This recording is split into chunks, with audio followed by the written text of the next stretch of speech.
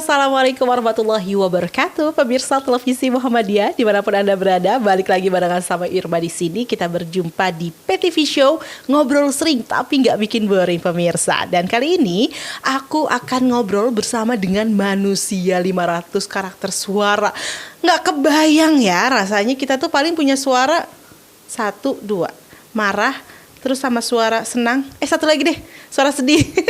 Biasanya itu yang paling banyak ya. Kalau misalkan di telepon aja kadang-kadang bisa satu manusia justru, atau dua manusia cuma punya satu suara. Karena banyak banget nih suara yang keterdengarnya mirip-mirip. Tapi ini satu orang dengan 500 karakter suara. Seperti apa sih? Nah pemirsa, kali ini aku sudah bersama dengan manusia 500 karakter suara, yakni adalah Mas Sigit Heru, atau yang lebih dikenal dengan Abu Hamzah. Aku sapa dulu ya. Halo, assalamualaikum warahmatullahi wabarakatuh. Waalaikumsalam warahmatullahi wabarakatuh.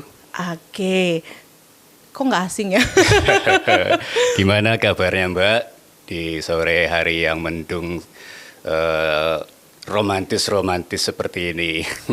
Aku kalau ditegornya gini jadi malu-malu juga jawabnya. Kita seperti ingin menjalankan sandiwara radio nih kalau seperti ini ya. Iya. Ya, sehat ya Pak? Alhamdulillah luar biasa. Okay. Sehat. Ini karena suaranya aku panggilnya jadi Pak, padahal dari tadi aku mau nyapanya Mas Sigit Heru. Boleh panggil saya Om, boleh panggil saya Pak, Mas, atau yang penting jangan panggil sayang aja. Oh iya, baik, nanti ada yang marah. Betul sekali. Baik, terima kasih sudah berkunjung ya Pak Mas Sigit. Iya. Pak Mas.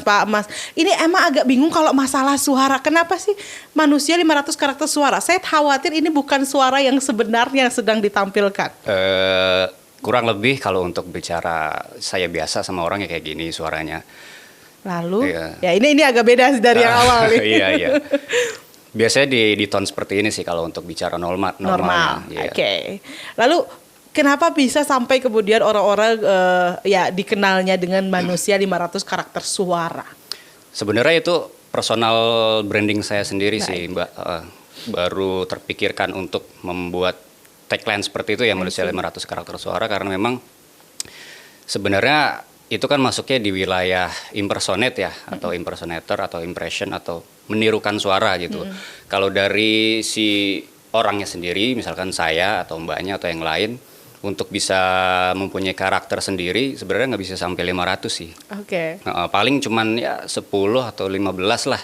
Misalkan karakter anak-anak, karakter muda, remaja, dewasa, sampai karakter orang tua, atau mungkin yang cross genre misalkan karakter wanita seperti itu mungkin sekitar 10 atau ya belasan lah gitu. Karena kan dari karakter suara sendiri itu untuk yang saya tirukan ya dari tokoh-tokoh misalkan kartun atau tokoh film gitu ya, itu kan ada satu atau beberapa yang karakternya hampir mirip-mirip gitu. Yes. Jadi nanti dikembangkan dan dikumpulkan sehingga bisa menciptakan banyak karakter gitu sampai 500 gitu. Tapi pada intinya sih sebenarnya karakter cukup ya karakter dewasa, karakter anak-anak yang biasa kita lakukan sehari-hari aja gitu. Atau sebenarnya kalau dari karakter yang hanya tadi 10 sampai 15 karakter ya pada intinya gitu, inti karakter. Itu sebenarnya cara kita untuk latihan gitu nggak sih? Bisa dibilang gitu.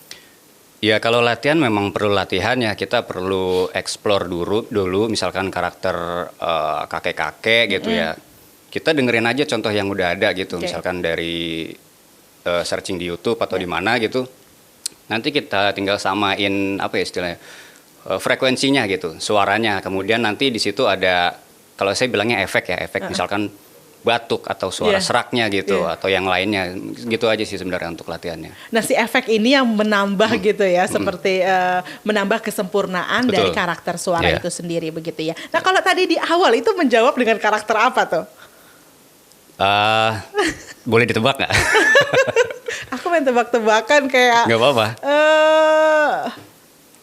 Kayak apa ya? Ya suaranya nggak asing sih, lebih ke suara seorang motivator.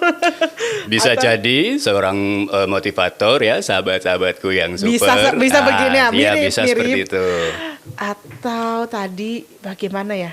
Langsung dijawab aja deh, bingung abisnya ya. Tapi yang jelas itu suara yang nggak asing. Iya nggak asing.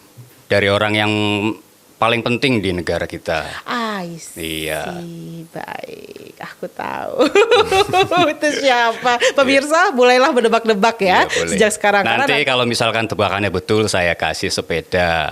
Ini semakin menambah kesempurnaan efek ya. Ternyata saya rasa efek itu bukan cuma tadi bisa ditambah dengan ketawa atau batuk, tapi kalimat juga itu semakin dari gaya bicaranya, Ya. dari dia memotong-motong kata per kata atau tarikan nafasnya atau tempo cepat atau lambat seorang itu bicara, itu bisa kita gali sih kalau memang kita pengen menirukan dari karakter gitu. Nah, kalau menurut Mas Abu Hamzah dikenalnya atau Mas Sigit begitu ya, sulit gak sih untuk menirukan suara seseorang?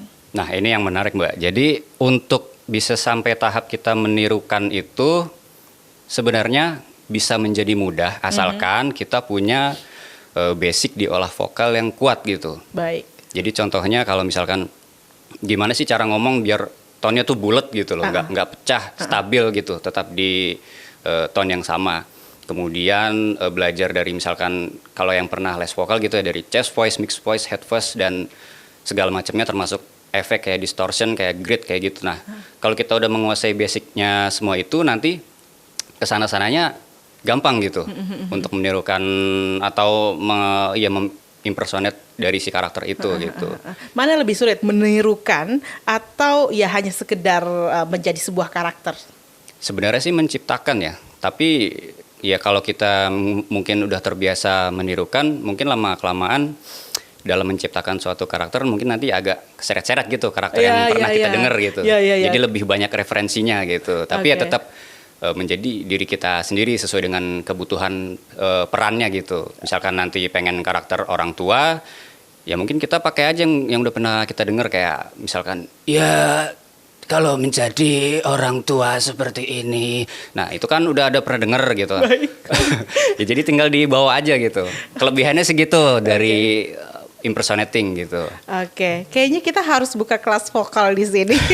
Karena menarik sekali. Jujur saya satu orang yang sangat tertarik dengan kelas olah vokal begitu ya, meskipun belum pernah terfikirkan sih untuk ikut kelas olah vokal, karena biasa yang kita kenal kelas vokal tuh nanti untuk para penyanyi gitu kan. Jadi ternyata untuk menjadi seorang dubber juga atau voice over itu juga perlu ya belajar. Sebenarnya basicnya aja sih, nggak perlu sampai yang diseriusin harus bisa teknik belting atau suara beda tinggi ya, atau dengan menyanyi beda ya. Beda, yang penting yang dasar aja kayak misalkan artikulasi gitu. Terus olah nafas, melatih otot diafragma, ya paling yang dasar-dasarnya aja kayak gitu. Oke, pemirsa, ini semakin menarik ya pemirsa. Mungkin juga ada yang tertarik dengan dunia dubber atau voice over. Nah, tetap bersama kami karena kami akan segera kembali.